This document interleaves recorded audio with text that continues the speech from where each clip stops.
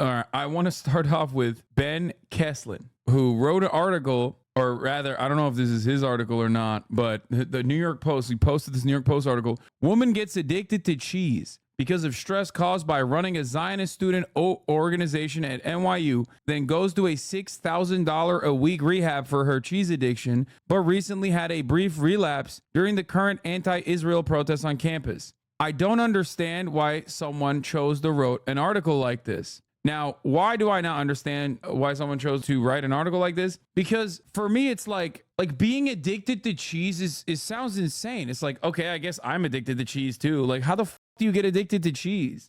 It's the Gouda, the bad, the ugly. New York City law student addicted to cheese went to nearly $6,000 per week rehab. Shut the fuck up. I know this woman. I love that. That's awesome. A Manhattan law school student was so hooked on cheese, she had to go to rehab to end her insatiable appetite for dairy, she told the Post. Adela Kojab said her camembert cravings began during her junior year at NYU in spring 2018, when she binged almost daily on the cheapest bricks of white cheddar and Parmesan she could find. Okay, to be fair, white cheddar and Parmesan, excellent choices. Parmesan, I think, is actually not respected as a solid cheese, like on its own. Everybody always, first of all, one, thinks that Parmesan is actually the Pecorino Romano that you literally see that is sprinkled on pizza and stuff.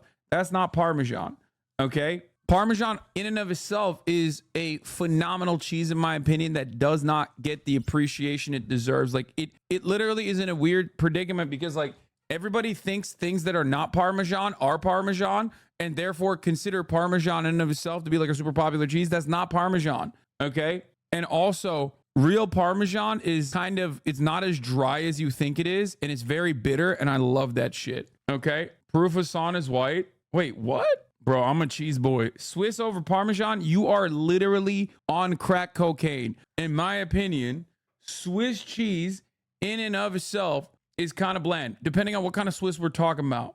Because I do fuck with Gruyere, I do fuck with Emmental. Swiss cheese in and of itself, mid. For the lactose intolerant channels, being very aged Parmesan has very little lactose, so I guess enjoy, ha ha ha. I'm not a big fan of provolone either. I think provolone is kind of a mid cheese. Do I fuck with some Havarti? I fuck with every type of cheese. I'm gonna be honest with you. I love cheese. I do. I'm a big fan of cheese in general. I'm just shocked that like this person was also an even bigger fan of cheese, I guess. Why is she posted up with fucking bricks of cheese, man? Like, what is she doing? Did she take these photos for the New York Post? Like, what happened here? I just don't get why she's fucking posted up with the cheese. I stopped by either Morgan Williams or by Whole Foods, and I would just buy cheese, and I would literally just eat a block of cheese in my hand. Said Kojap 27, often while sitting on the floor of her midtown apartment alone in the dark. It was the only thing that would make me feel somewhat whole. The feta fiend says she devoured an estimated 5 point. First of all, at no point is the type of cheese that she's referencing even remotely close to feta. You just said the feta fiend because this is a typical New York Post fashion, okay? You just wanted to do alliteration.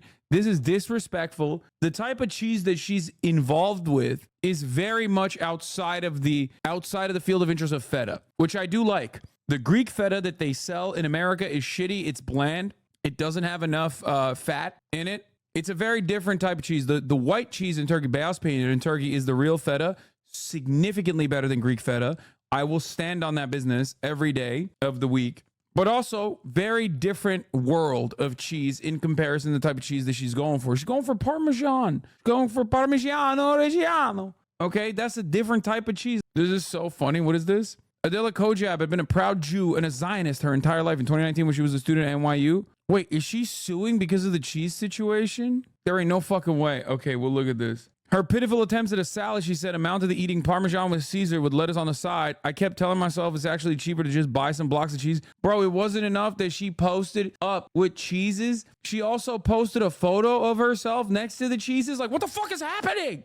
Anyway, Dr. Neil Bernard, author of The Cheese Trap and adjunct professor of medicine at the George Washington University School of Medicine, explained that people like Kojak become addicted to cheese due to the high concentration of fat and salt in the food, along with a protein known as casein that can get people mildly hooked. Cheese contains opiate chemicals that attach to the very same brain receptors of fentanyl or any other narcotics attaches to, he said. Adding that due to the high concentration of casein in cheese, some people refer to cheese as dairy crack. Kojak said her addiction stemmed from the stress. She was the president of a Zionist student group called Realize Israel, at odds with other student activists and professors, calling on the university to sever ties with Israel. Kojab's weight shot up a peak 172 pounds during her cheese addiction. Oh my God, why are they doing this to her? Kojab's addiction caused her to stop menstruating and put her at risk of diabetes? Bro, is this article supposed to be defending her or shitting on her? This is the type of information that no one should know about you. What is happening?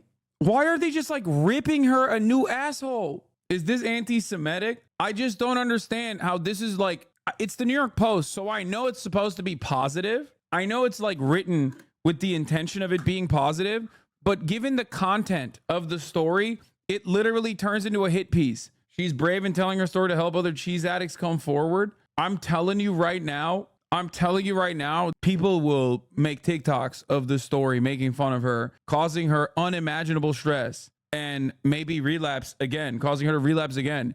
She is going to literally eat so much more cheese now that this story is out there. New York Post is the real paper of record, okay? Not the New York Times. New York Post is the real gray lady. This is crazy. She spent how much for cheese rehab? $6,000 a week, bro. She also stopped menstruating for 5 months during the throes of her cheese feast to become at risk for type. Dude, this is so funny. New York Post literally was like, look at this fat piece of shit. Like, they're writing this article that is supposed to be like kind to her, and they are basically giving off the vibes where they're like, look at her, she's so fucking fat. She stopped menstruating because she can't put the goddamn cheese down. She can't put the fucking cheese down. Fatty! What the fuck? Calm down, man. Someone should have stopped John Levine from writing this article. It's just like, my mom said, you're not well, you're not okay, you need to go away for a while. You need to go away for a while.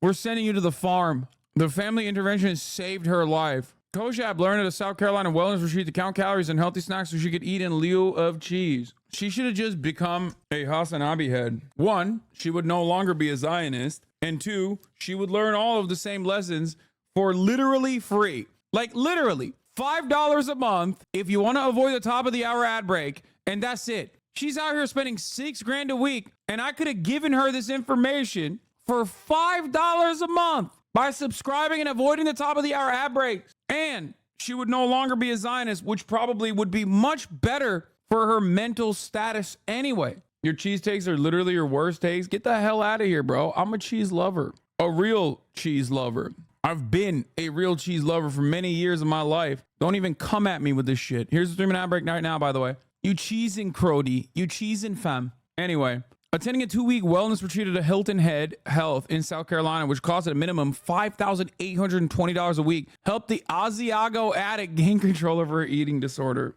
Dude, they are destroying her with these alliterations. Instructors and counselors taught her the basics of how to order and prepare healthy meals, count calories, and consider healthier snacks like blueberries or popcorn in lieu of Havarti. Yeah, okay, so she went on Ozempic. Oh, there it is. Her weight has dropped to a string cheese slim 123 pounds, in part aided by Ozempic, prescribed to deal with her diabetes risk. Yeah, bro. She got on Ozempic. That's it. Still, Kojab, who settled an anti-Semitism lawsuit she brought against NYU in 2019, is set to graduate from the Cardozo School of Law in June. Hasn't sworn off cheese completely. These days, she says she reaches first for a lighter mozzarella over a Vermont cheddar or Parmesan. And during a visit to the Ideal Cheese Shop in Midtown East, she smiled while nibbling on samples of Gruyere and Prairie Breeze cheese cheddar with crackers. I dabble, but not in the way I used before, she said, adding to the recent waves of anti-Israel encampments at Columbia and other universities prompted brief relapses.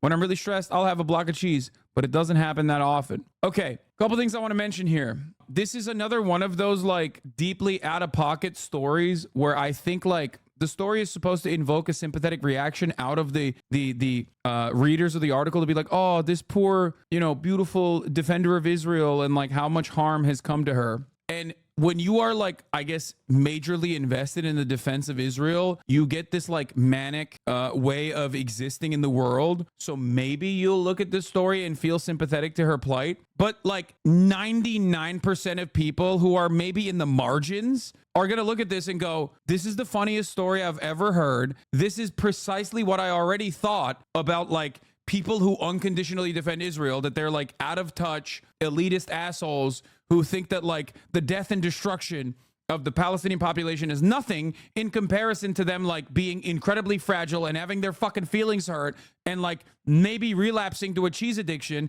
especially when they already have $6,000 a week that they can spend on a fucking Hilton Head rehab situation. That's it. What's funny is she's half Syrian, half Lebanese, Mexican-born Jewish American who is this affected by pro-Palestinian protests to the point of cheese addiction. Yeah, I think it's crazy. A couple other things I must mention here is that I suspect that she comes from a very wealthy family for a couple different reasons. One, Christian Dior bag. Two, obviously $6,000 a week for rehab for cheese addiction. That's ridiculous. And last but not least, the fact that they got this article written in the New York Post, like this is a PR hit, okay? This is 100% a PR hit. So I suspect that the family also thought that this would be like a good article to write about. And it's supposed to be a puff piece, and all it turned into was a hit piece.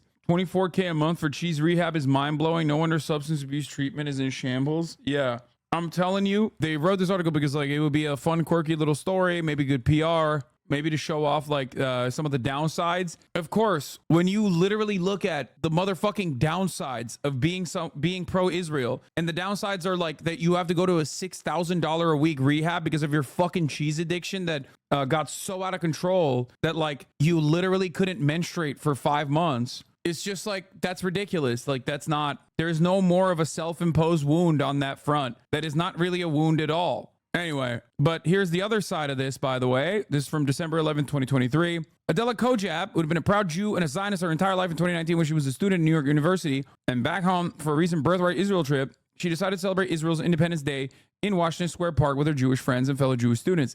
In the past, anti-Jewish protesters tried to shut down the celebration, so Adela, who was the president of the student group Realize Israel, met with the NYU administration to express her concerns. They told her she was overreacting. They should have told her not to do that instead, because a celebration of Israel is also a celebration of the Nakba. So, of course, people who are anti-Israel are going to counter-protest the celebration of Israel, because that's what it is. You are literally fucking celebrating the ethnic displacement of 1 million plus Palestinians at that point, okay? She wasn't. As soon as she started, an anti-Zionist student rushed to the front of the protest line, held up the Israeli flag, lit it on fire, and threw it to the ground, where it continued to burn.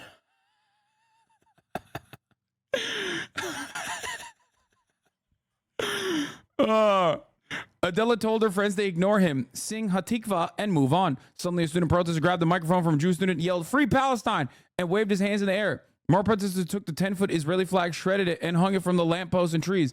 2 protesters were arrested by the NYPD and charged with assault, reckless endangerment, and property theft and damage. Soon after, Adela, who was also a senator for the NYU student government, met with the administration, told them a line had been crossed and it was time to act. What did NYU do instead? They gave the anti-Israel hate group the President's Service Award, the highest honor a student group can receive.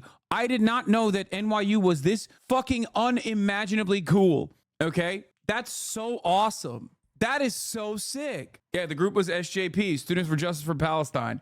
La, la, la, la, no DMCA, la, la, la, la, no